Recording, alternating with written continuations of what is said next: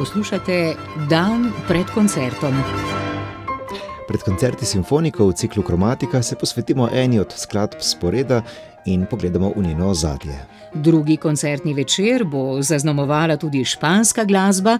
V podkastu v središče postavljamo aranjueški koncert za kitaro in orkester Joaquina Rodriga.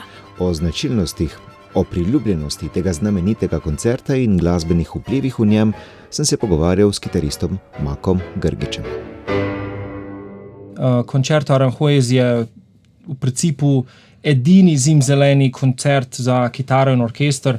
Obstaja zelo veliko kitarskih koncertov, ampak ta je nekako doživel status enega, Sibeliusa ali pa Čajkovskega, kot so za violino pisanje. Ne? Se pravi, kitaristi imamo tega enega in se mi zdi, da zaradi prepoznavne melodije, prepoznavnih ritmov, nekako tradicionalen koncert je lih ta španskega skladatelja Rodriga. Prvi stavek je tako pričakovano ritmičen in že začetkom prične ustvariti mnoge povezave s špansko tradicijo.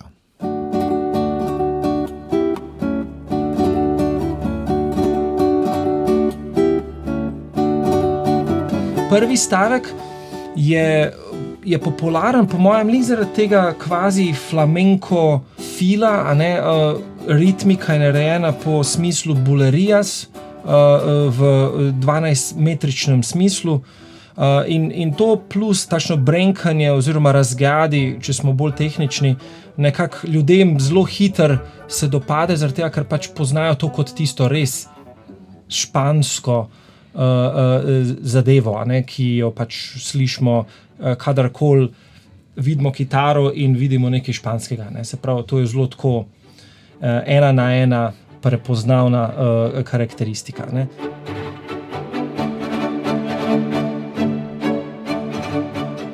In potem ta stavek tudi razvija razne hitre pasaže in tako zelo virtuozen in se mi zdi, da je to idealen način, da se odpre en tak oziroma začne en tak koncerto. Ne?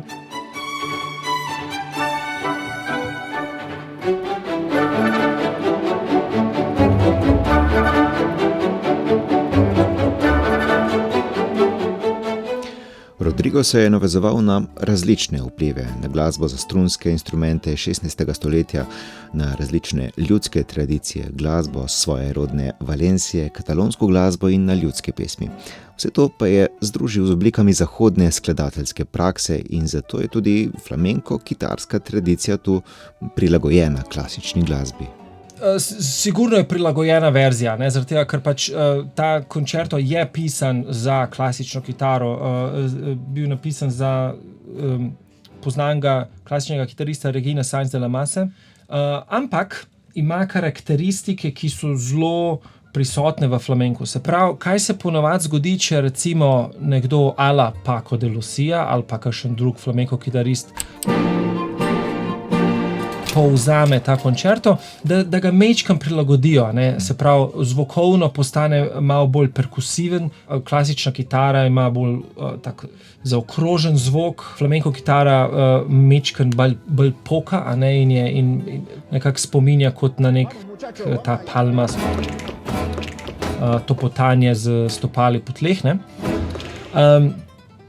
In pa tele vezave in trilčki, ki zelo spominjajo na vpliv Maorov, ki so prišli pred nekaj stoletji v Španijo, nekako predali ta muslimanski melos, in kakor recimo slišimo, v Istanbulu, ko ob molitvah pojejo,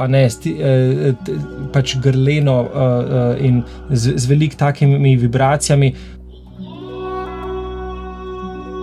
To podobno se sliši tudi v tem koncertu skozi okraske in to zelo direktno spominja na flamenko glasbo.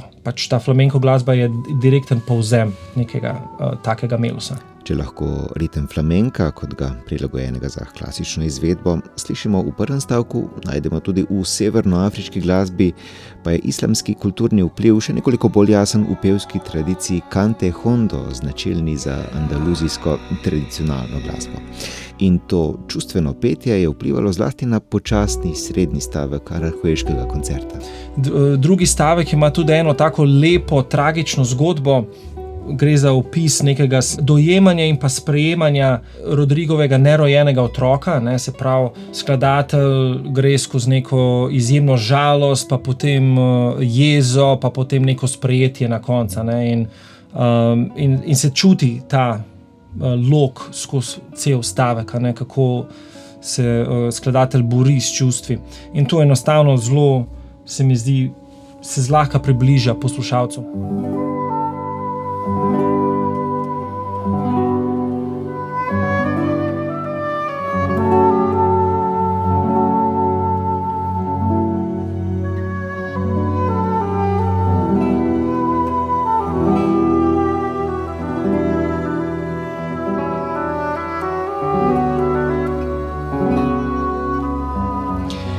Rodrigov adagio je torej nastal kot intimna izpoved, počasi pa se je spremenil v veliko uspešnico, na katero so se naslanjali glasbeniki drugih zvrsti.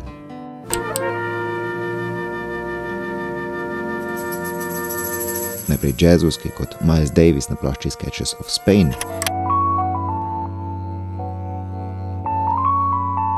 In Chick Corea, ko se je želel približati Španiji.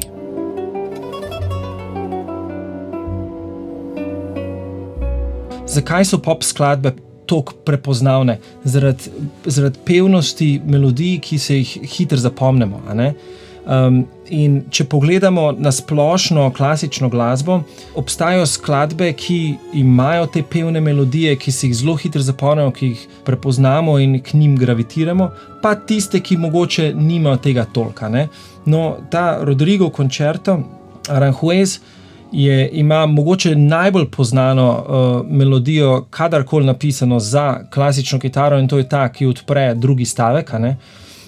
Ta melodija je toliko poznana, da zvonovi po Španiji jo prepevajo vsak dan, a ne?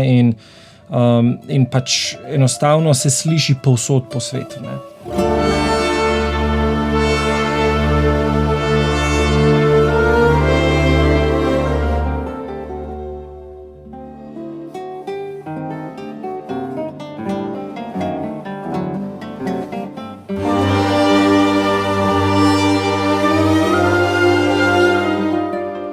Aranjuez je mesto v bližini Madrida in je zgodovinsko zanimivo kot ena od rezidenc španske kraljeve družine. Rodrigo je nekje poetično dejal, da mora koncert ujeti vonjave magnolij, petje ptic in žuborenje vodnjakov v vrtovih Aranjueza.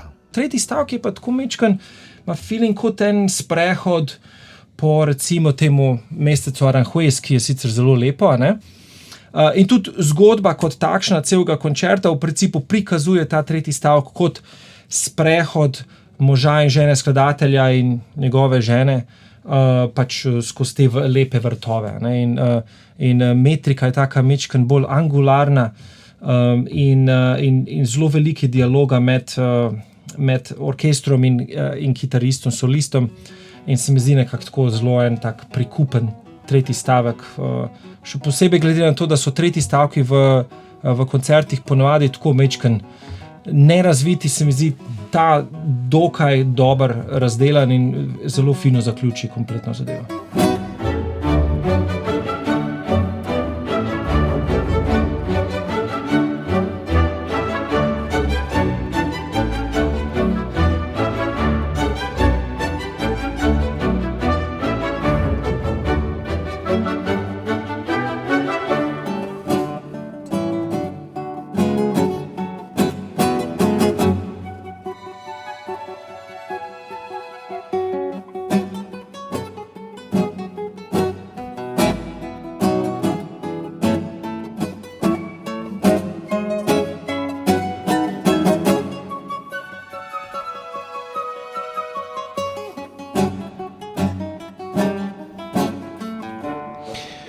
Kdo je bil Mak Grgić? V pogovoru o aranjueškem koncertu in kot njegov interpret. Poslušali smo odlomke njegove izvedbe s simfoniki in dirigentko Catherine Larsen Maguire. Koncert bo Mak Grgić znova predstavil na drugem, tokrat torkovem večeru Kromatike, ki ponuja glasbo še enega španskega skladatelja, drugo svito iz baleta Trirogelnik Manuela de Falla, ob tem pa še Beethovnovo 6. simfonijo. Dirigent bo Elias Grandi. Vabljeni ta torek ob 19:30 v Galusovo dvorano na koncert ali k poslušanju neposrednega prenosa na programu Ars. Dan pred koncertom najdete na spletni strani programa Ars in v vaši izbrani aplikaciji za podcaste, kjer se lahko nam tudi naročite.